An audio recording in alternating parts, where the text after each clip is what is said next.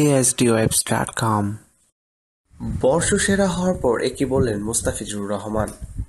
সেরা ক্রিকেটার নির্বাচিত হয়ে সিনিয়রদের বিষয়ে মজার কথা বলেছেন মুস্তাফিজুর রহমান। কথায় সরলতার ঘ্রাণ মুস্তাফিজের। 2015 সালের পারফর্মের বিচারে বাংলাদেশের সেরা ক্রিকেটার নির্বাচিত হয়েছেন মুস্তাফিজ। রূপচাঁদা প্রথম আলো মুস্তাফিজকে দেয় এই পুরস্কার। একই সাথে দুটি পুরস্কার পান মুস্তাফিজুর রহমান। পাঠক জরিপ ও নির্বাচক জরিপ দুই বিভাগে সেরা নির্বাচিত হয় মুস্তাফিজুর। পুরস্কার পাওয়ার পরে মুঠোফোনে কথা বলেছেন মুস্তাফিজুর রহমান। মুস্তাফিজুর রহমান বলেন, 3 লক্ষ টাকা পুরস্কার পেলাম, এখন দলের সবাইকে খাওয়ানোর দরকার। মুস্তাফিজ বলেন, রিয়াদ ভাই ও তামিম ভাই এই পুরস্কার বেশ দেরিতে পেয়েছেন, আর আমি আগেই পেয়ে গেলাম। মুস্তাফিজুর রহমান আরও বলেন, এখন আগের চেয়ে আরও ভালো খেলতে চাই।